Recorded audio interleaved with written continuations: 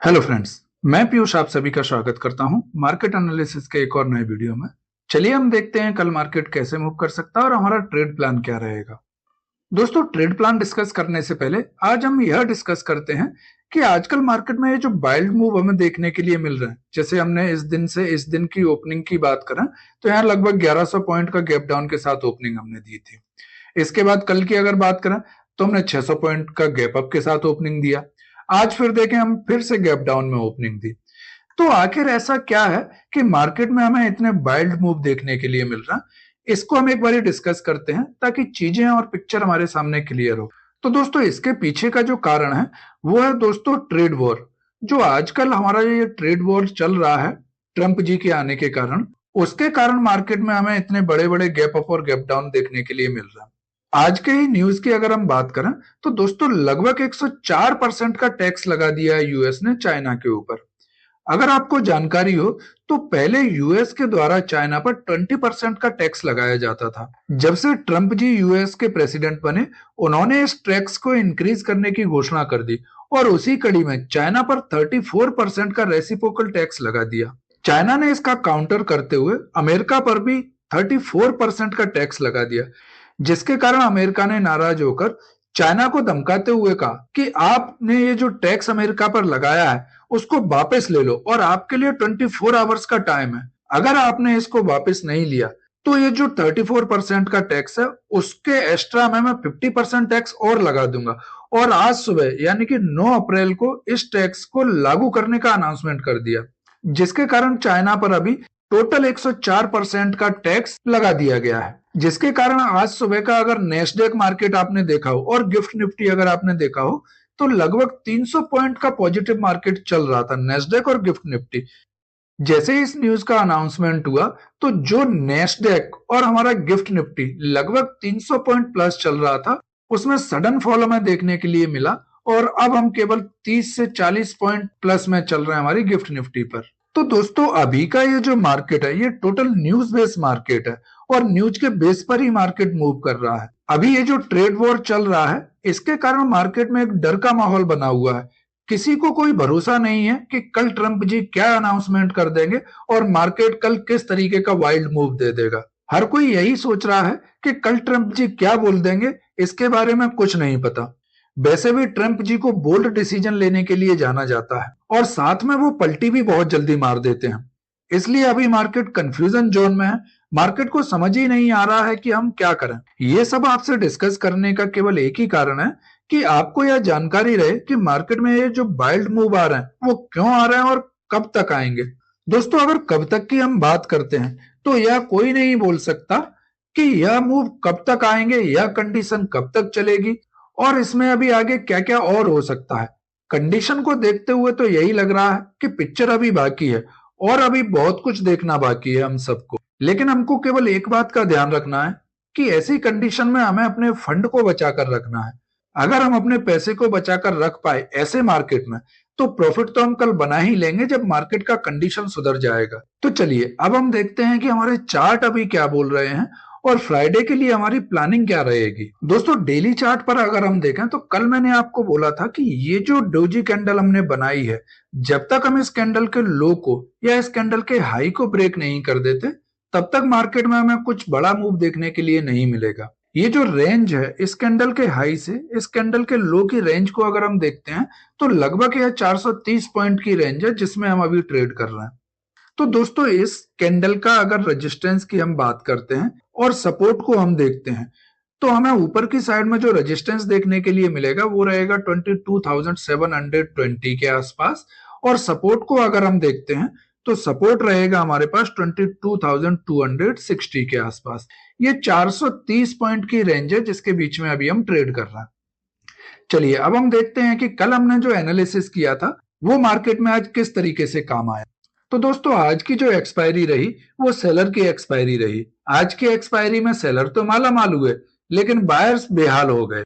जिस किसी ने भी कल का एनालिसिस देखा होगा तो मैंने आप लोगों के साथ एनालिसिस करके डिस्कस किया था कि मार्केट में अभी हम जब तक इस रेंज में हैं तब तक हमें कोई भी अच्छा मूव देखने के लिए नहीं मिलेगा।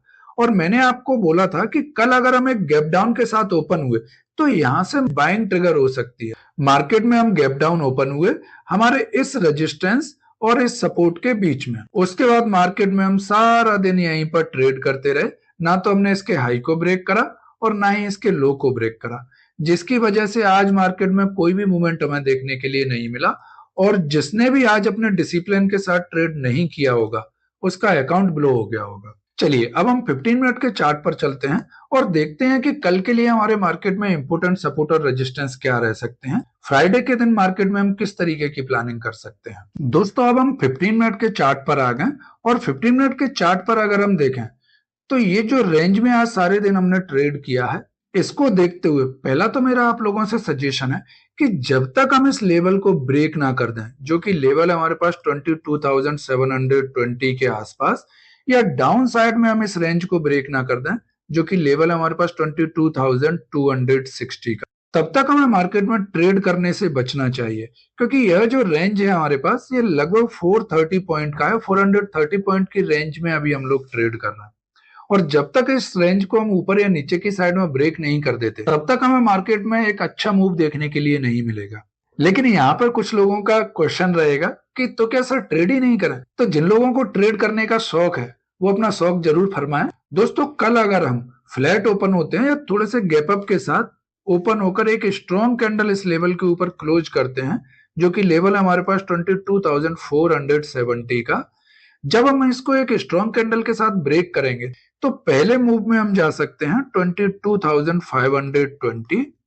उसके बाद जो दूसरा मूव रहेगा वो हमें लेकर जाएगा 22,570 और थर्ड मूव में हम जा सकते हैं 22,650 के आसपास। दोस्तों ये 3 पॉसिबल मूव हमें मार्केट में फ्राइडे के दिन देखने के लिए मिल सकते हैं। दोस्तों डाउन साइड में अगर हम सपोर्ट देखते हैं तो सबसे पहला सपोर्ट हमें जो देखने के लिए मिलेगा वो हमारा आज का लो है और लेवल है हमारा 22,350 के आसपास।